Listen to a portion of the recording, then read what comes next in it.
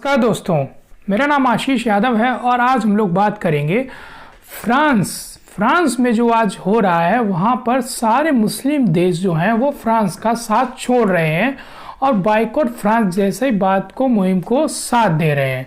वहीं सिर्फ एक ऐसा देश हिंदुस्तान है और हिंदुस्तान की गवर्नमेंट मोदी गवर्नमेंट है जिसने खुलकर उस चीज़ का समर्थन किया है और फ्रांस का साथ दिया है। तो क्यों ऐसी फ्रांस का साथ भारत क्यों दे रहा है? तो इसके लिए हम थोड़ा फ्लैशबैक में जाएंगे और बात करेंगे 1998 की। 1998 में जब अटल बिहारी वाजपेयी जी की सरकार थी तो उस समय क्या हुआ, उस समय हिंदुस्तान में एक परमाणु निरीक्षण किया था और क्षमा चाहूँगा परमाणु परीक्षण किया था। तो उसमें पूरी दुनिया में हर देश ने भारत का विरोध किया था। सिर्फ और सिर्फ एक ऐसा देश जो था वो था फ्रांस, जिसने भारत का खुलकर साथ दिया और कहा कि हिंदुस्तान को पूरा हक है अपनी सुरक्षा के लिए। हिंदुस्तान को पूरा हक है अपनी सुरक्षा के लिए, वो अपने देश में परमाणु परीक्षण कर सकती है, क्योंकि वो आसपास के सारे देश जैसे चाइना है, पाकिस्तान है, बांग्लादेश जैसे देशों से युद्ध हो रखा है उसका और उससे पूरी सुरक्षा का अधिकार है। तो ऐसे बहुत सी चीज़ें हैं फ्रांस और हिंदुस्तान की मित्रता के लिए, फ्रेंडशिप बनाए रखने के लिए। तो इसीलिए आज फ्रांस के जो हालात हैं वो अच्छे नहीं हैं। लगातार वहाँ पे हंगामे हो रहे हैं, लगातार वहाँ पे आतंकवादी गतिविधियाँ हो रही हैं। तो फ्रांस के इसी वजह से फ्रांस का साथ भारत दे रहा है। तो वीडियो में हम आपको सारी जानकारी बताएंगे, सारी केस स्टडी बताएंगे ऐसा फ्रांस में क्या हो रहा है और भारत की फ्रांस ने क्या क्या मदद की है।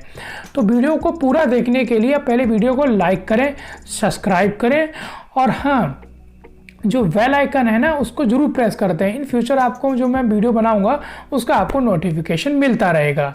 अगर वीडियो अच्छी लगे तो आप इन फ्यूचर में वीडियो को शेयर जरूर करें। ओके, फ्रांस ने भारत का परमाणु परीक्षण में पूरा साथ दिया। उसके बाद 1999 में इंडिया और पाकिस्तान के बीच में कारगिल वार हुआ, जिसमें कि पाकिस्तान बहुत ही ज़्यादा ऊंचाई पे था और इंडिया काफ़ी ज़्यादा नीचे था।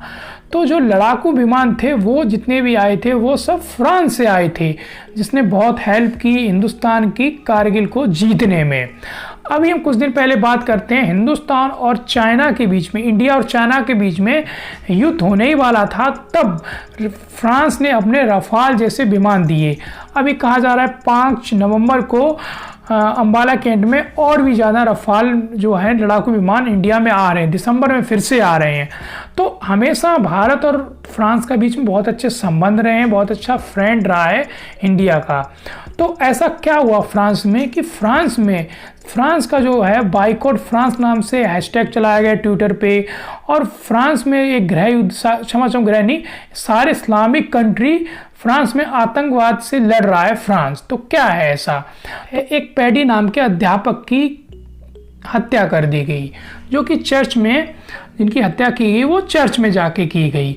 19 साल के एक लड़के ने उनकी हत्या की। कहा जाता है कि पैडी जो थे वो एक अध्यापक थे और उन्होंने अपनी क्लास में पैगंबर मोहम्मद का एक कार्टून दिखाया था, जो कि वहाँ की एक मैगजीन ने बनाया था। ओके, इसलिए उनकी हत्या कर दी गई। मुस्लिम समुदाय में कहा जाता है कि जो उनके पैगंबर हैं वो इंसान के बस में नहीं है उनकी तस्वीर बनाना। तो शायद इसके लिए कट्टरपंथा में कैसा ब्रेन वॉश किया गया कि 19 साल के लड़के ने जाके एक अध्यापक की हत्या कर दी। जब उसकी हत्या हो गई, ये पैडी की हत्या हो गई अध्यापक की, वहाँ पर कर दी गई गला रेत की हत्या की गई। उसके बाद क्या हुआ, उसके बाद वहाँ के जो राष्ट्रपति हैं उन्होंने एक बयान दिया और उन्होंने श्रद्धांजलि में उन्होंने खुद दी और कहा कि कभी भी पैगंबर मोहम्मद का जो कार्टून बन रहे हैं उन पर रोक नहीं लगाई जाएगी, क्योंकि फ्रांस का फ्यूचर है वो कभी भी किसी भी इस्लामिक कंट्री के अंडर में नहीं होगा। इस्लामिक कंट्री उसका फ्यूचर नहीं डिसाइड करेंगी, ये उन्होंने बयान दिया। उसके बाद दुनिया के सारे मुस्लिम देश उनके खिलाफ हो गए। ओके, बाइकॉट फ्रांस जैसे मुहिम चलने लगी और कहा जाता है कि कुछ दिनों बाद फ्रांस में इलेक्शन भी हैं। तो शायद लोग इस गवर्नमेंट ये चाहती है कि कौन गवर्नमेंट किसको सुरक्षा प्रोवाइड करेगी। फिर अक्टूबर को फिर से एक चर्च में सेम तरीके से 21 साल के लड़के ने 2 महिलाओं और 1 पुरुष की गला रेतकर हत्या कर दी। कहा जाता है जिसका नाम इब्राहिम था और वो एक दूसरे देश से शरणार्थी था और जिसने हत्या की गई। मैं नहीं कह रहा, ये चीज़ न्यूज़ में आया था, न्यूज़पेपर में आई थी कि वो जब हत्या की थी तो उसमें उसके पास एक किताब थी जिसे इस्लामिक की किताब होती है कुरान, वो थी और अल्लाह अकबर अल्लाह अकबर जैसे नारे लगा रहा था। वहाँ की लोकल पुलिस ने ऑन द स्पॉट उस आतंकवादी को उसको वहीं पे मार दिया।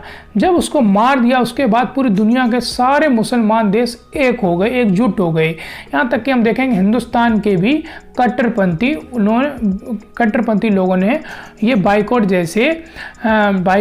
फ्रांस जैसी मुहिम भी चलाई। दुबई हुआ और कुवैत हुआ, वहाँ के जो मॉल्स वगैरह थे वहाँ से उनके सामान को बाइकॉट किया गया। ओके, बट सोशलिज्म कंट्री है फ्रांस, सोशलिज्म है वो भी इस तरीका सोशलिज्म है कि वहाँ पर आप किसी भी धर्म का प्रचार नहीं कर सकते। मीन्स अगर आप वहाँ पे बहुत बार कहा गया है कि जो प्लस होता है क्रिश्चियन का आप उसको भी यूज नहीं कर सकते हैं। और वहाँ की जो मैगजीन है वो बहुत फेमस है, वो हमेशा हर धर्म के खिलाफ ऐसे कार्टून बनाती रही है। तो किसी के कार्टून बनाने पे क्या आप किसी को मौत की घाट उतार देंगे, मीन्स किसी को गला रेत के हत्या कर देंगे? ऐसा सही है? तो ऐसा सही है मैं आपको बताना चाहता हूँ, वो हम सीखेंगे हिंदुस्तान के हिंदू लोगों से। आज तक दुनिया में ऐसा एक भी केस नहीं आया कि किसी भी हिंदू ने जाके दूसरे देश में अपने धर्म के लिए किसी का गला काटा हो, किसी को मारा हो। पूरी दुनिया में अगर कोई केस आया हो तो आप मुझे कमेंट में बताइएगा, मैं उस पर सर्च करूंगा, रिसर्च करूंगा और वीडियो बनाऊंगा। बट मैंने बहुत किया, आज तक ऐसा दुनिया में कोई केस नहीं आया। तो ये सब चीज़ें हम हिंदुस्तान से सीखेंगे, हिंदुस्तान के हिंदुओं से सीखेंगे कि आप अपने धर्म के लिए, कट्टरता के लिए आप ऐसा बिल्कुल भी मत करें, वरना वही होगा जो हुआ है पाकिस्तान और अफगानिस्तान के साथ, क्षमा चाहूँगा पाकिस्तान और बांग्लादेश के साथ। 3 तारीख को पूरी तरीके से फ्रांस ने पाकिस्तान के लोगों को और बांग्लादेश के लोगों को अपने देश में आने से पूरी तरीके से मना कर दिया है। तो आई होप आप अपनी कट्टरपंथता के लिए किसी अपने और आने वाले फ्यूचर के लिए प्रॉब्लम ना क्रिएट करें। और हिंदुस्तान जैसे साइकोलॉजी में रह रहे हैं तो वहाँ पे ऐसा कभी नहीं होगा, क्योंकि हिंदुस्तान में हर धर्म के लोगों को अपना प्रचार करने की अनुमति है। तो आई होप आपको मेरा वीडियो अच्छा लगा हो। तो वीडियो अच्छा लगा हो, अगर केस पूरा ये इतना ही केस स्टडी थी तो वीडियो को ज़्यादा शेयर करिएगा जिससे कोई अफवाह ना फैले समाज में। ओके, धन्यवाद।